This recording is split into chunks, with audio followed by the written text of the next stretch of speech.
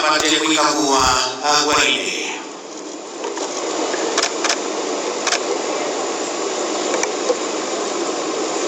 Your Excellency, recruits and instructors on parade, formed up, present, and ready for your inspection. Sir.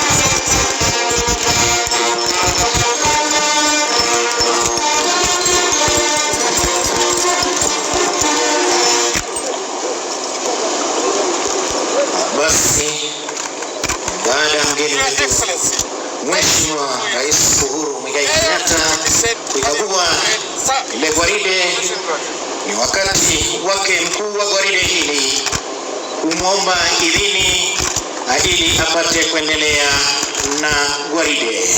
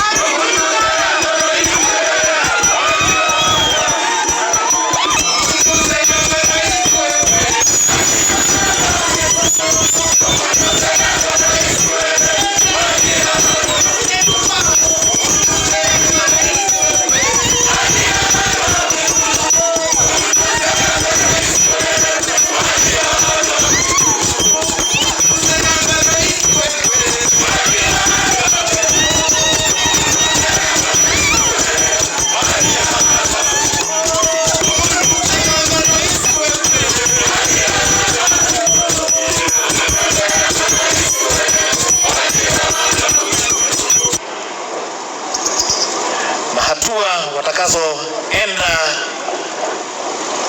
ni hatua 5200.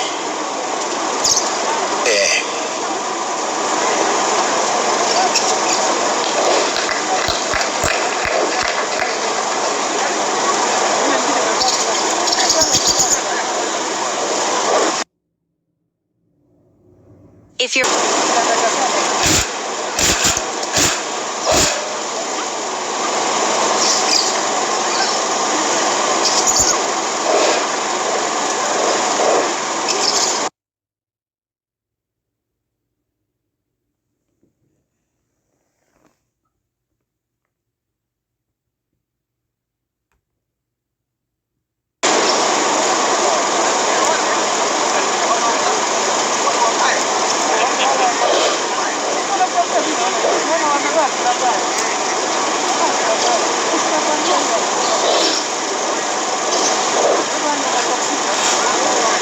mchezo huu unajulikana kama criss crossing. Wanapishana, hakuna ambaye anaguza mwenzake, zozote ni hesabu.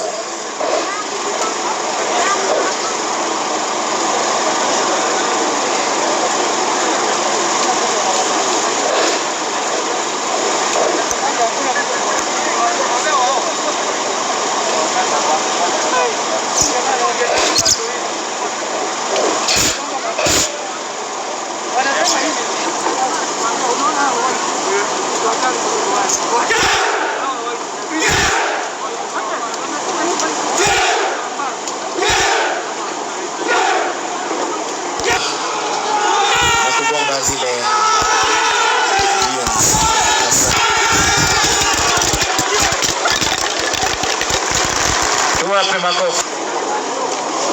Mchezo unaojulikana kama chest bicep.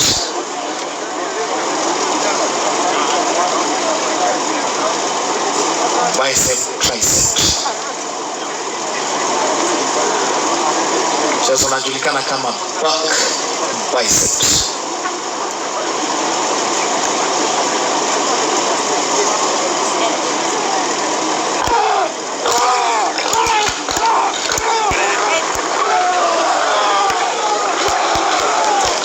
Tuwape makofi tafadhali. Asanteni sana.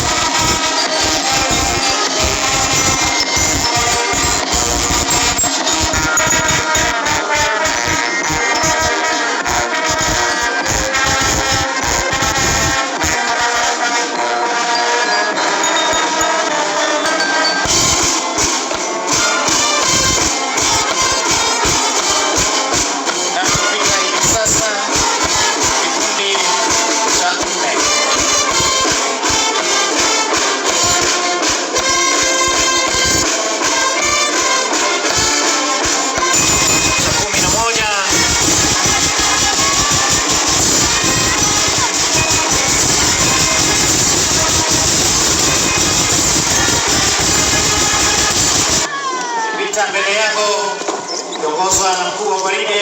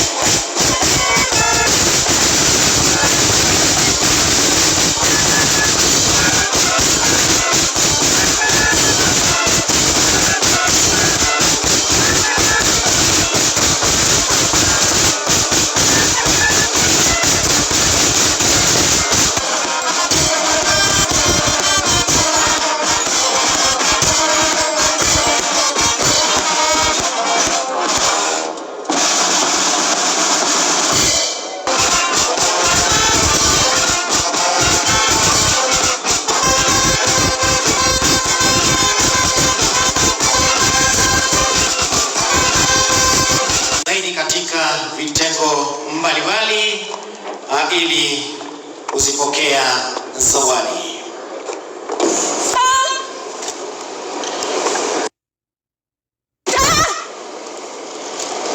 The best recruit in academics men, service number 200636, Bernard Kiplangat Bench. The best recruit in sports men. The best recruit in person number 200703, 4092, Inspector Joyce Ogango.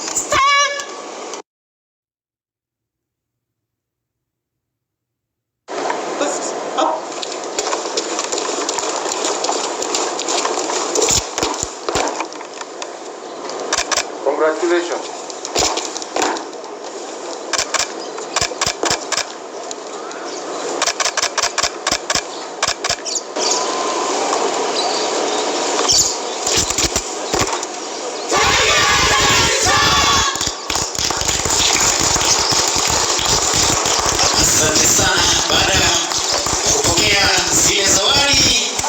The training offered here in Gilgil and the subsequent engagement of these young men and women in nation-building activities sets them apart from their peers by instilling in them the values of discipline, diligence, patriotism, and nationhood. This is the unique selling point of our youth that guarantees that the job market, dependable workforce. Enlistment of our servicemen and women into the disciplined services will therefore enhance these values in those services. Besides, those that graduate with trade in different skills areas have proved to be a cut above the rest as attested by their employers. Your Excellency, sir, I want to thank you most sincerely for the continued support to the service and the love you've showed to the youth of this country by championing their training and job placement. Your Excellency, your presence with us today demonstrates your continued determination to ensure that the youth access quality training and discipline for the labor market and to support national development. Your Excellency, sir, I wish to thank National Youth Service Council, management and the staff for strengthening National Youth Service governance to deliver on the expanded mandate. The performance of the Council and the management has demonstrated high standards of professionalism, patriotism, and high standards of ethical practices. And the Excellency, that's why for almost the fourth year, we have not witnessed any unethical issues in the institution. Your Excellency, sir, National Youth Service has made notable development contribution spread across the national and beyond.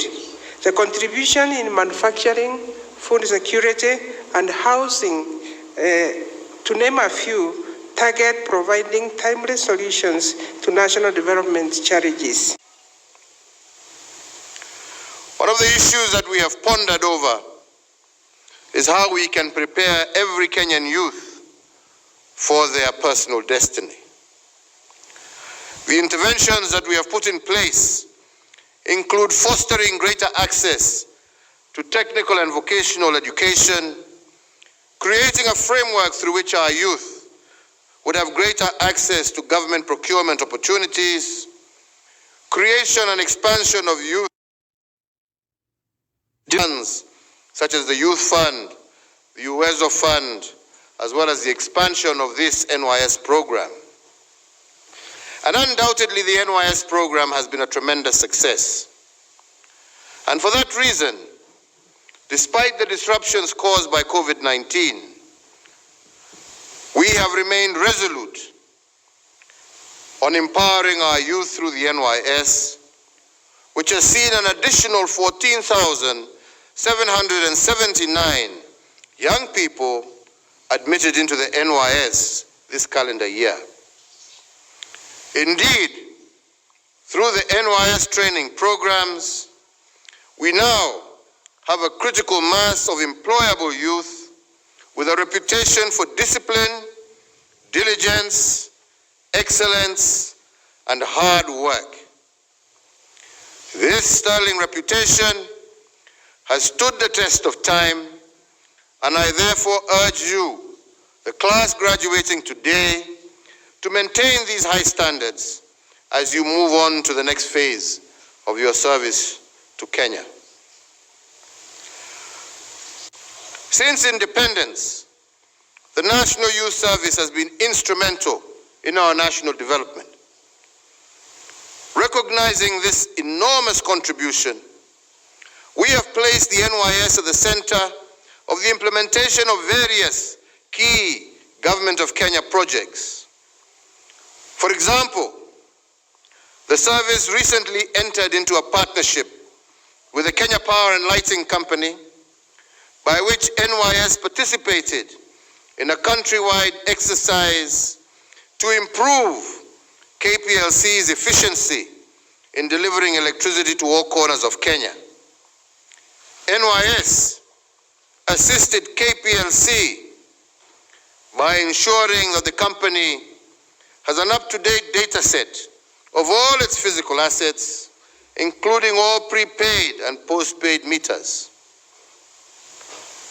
In other areas, especially of national security, we have seen the NYS involved in the digitization of data at the Lands Department.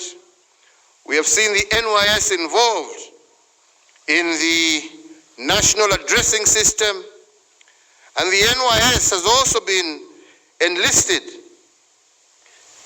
at the Integrated Communications Command and Control Center, IC3, to respond to telephone calls and other electronic communications from members of the public.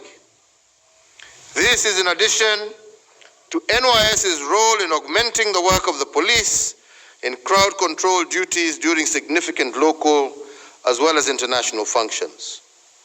The service has remained a dependable entity in emergency response and disaster management.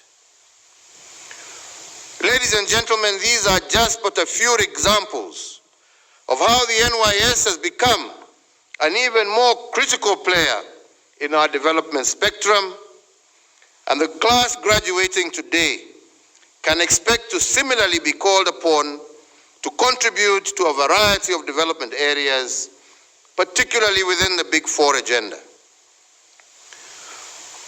When we conceptualized the Big Four agenda, we were determined to direct our resources and efforts to those issues and projects with the greatest impact on the well-being of our people. To succeed, we all need to rethink our approach to the social economic development of our country. NYS has become a critical player and also an enabler of the Big Four agenda across the four pillars, but particularly in food security and manufacturing.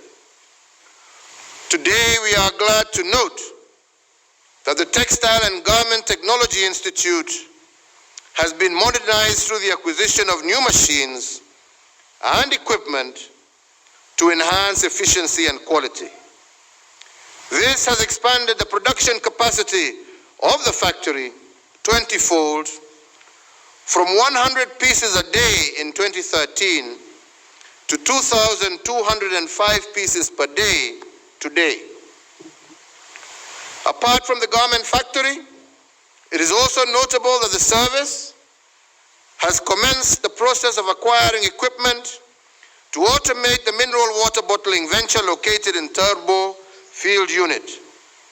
In addition, bakery equipment and allied accessories have been installed for the production of bakery products here in Gilgil.